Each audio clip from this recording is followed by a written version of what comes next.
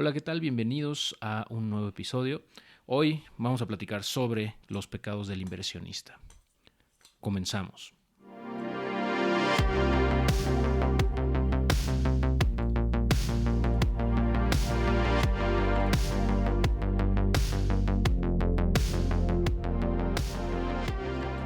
A lo largo de los años que he tenido la fortuna de invertir en muchos instrumentos financieros, me he dado cuenta que he cometido muchos errores, ¿no? Como todos, cometemos errores en el camino, pero al final se reduce a ciertos comportamientos o ciertas omisiones que yo le llamo pecados que he cometido y que pues veo que mucha gente comete todo el tiempo.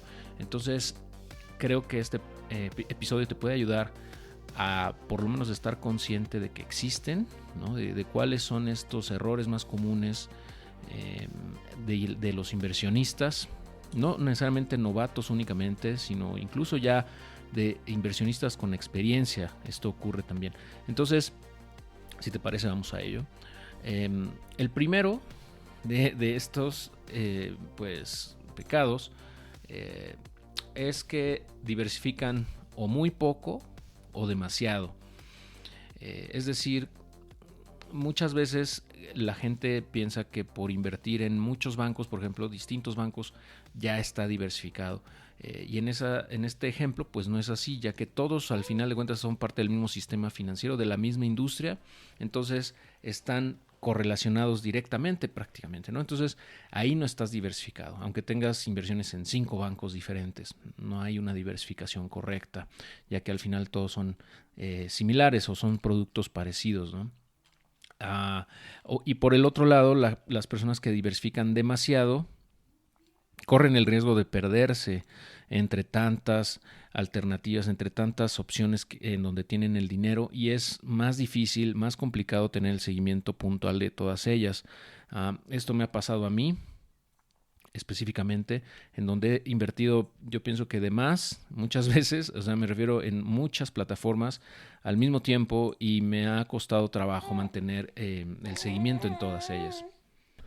Bueno, él les manda saludos. Mi hija más pequeña, que está aquí conmigo grabando el día de hoy.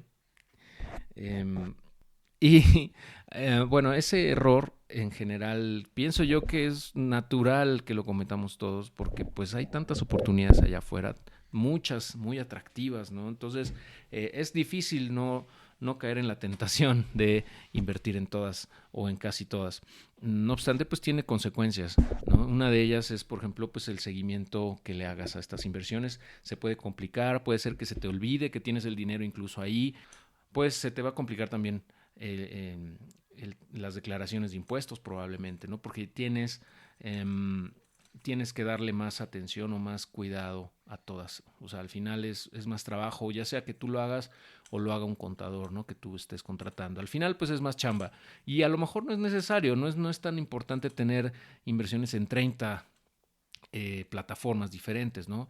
Yo creo que más bien depende pues, de qué tanto quieras tú complicar el proceso, porque realmente yo creo que podrías hacerlo con 2 o 3 plataformas de cada industria máximo y listo, ¿no? Y pues a veces incluso con una es suficiente, siempre y cuando pues tú estés consciente de que pues es la que más te conviene.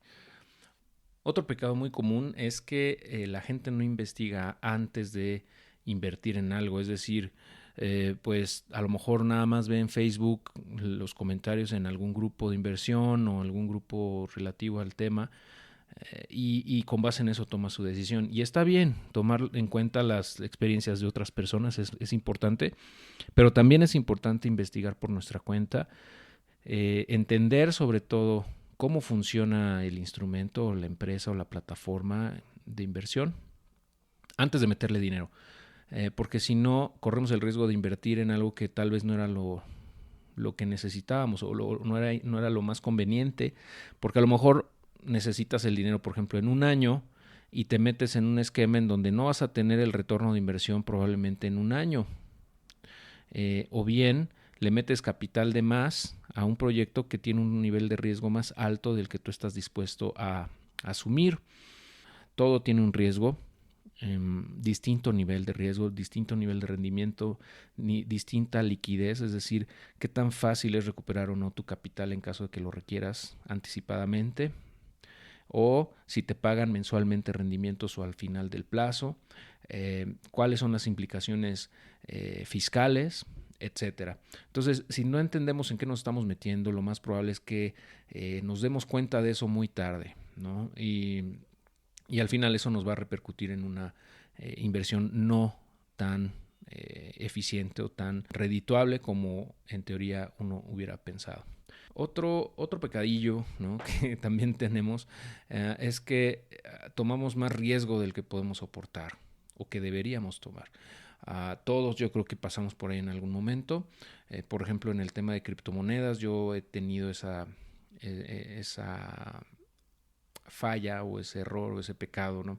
En algún punto le metí mucho más dinero del que debía. Afortunadamente, pues me di cuenta del error y he reducido o más bien no he incrementado de manera importante mis posiciones en criptomonedas en los últimos años, dado que me di cuenta que tenía ya muy cargada la cartera hacia ese punto. Está bien tener inversiones de renta variable, está bien tener inversiones de alto riesgo si es que tu perfil te lo permite, pero no deberías tener muy cargado el portafolio en ellas, ya que pues algo malo puede pasar, puedes tener pérdidas y si requieres esa liquidez te vas a ver obligado, normalmente esto pasa por ejemplo en la bolsa o en criptos, te vas a ver obligado a vender antes de que el precio se recupere y pues ahí estarías realizando una pérdida. ¿Okay? Y también por salud mental, yo creo que cada quien tiene una resistencia al riesgo o a la volatilidad distinta, ¿no? Somos diferentes todos.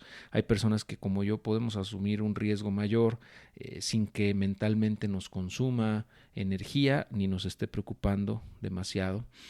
Hay gente que no tolera el riesgo para nada y está bien, o sea, es ya algo pues que va muy ligado a tu personalidad, ¿no? y a tu aversión al riesgo, etcétera. Entonces, cada quien tiene que tomar esa decisión, pero si no entendemos bien cómo funcionan los instrumentos, pues el riesgo que corremos es ese, que le metamos más dinero del que deberíamos o del que podemos soportar.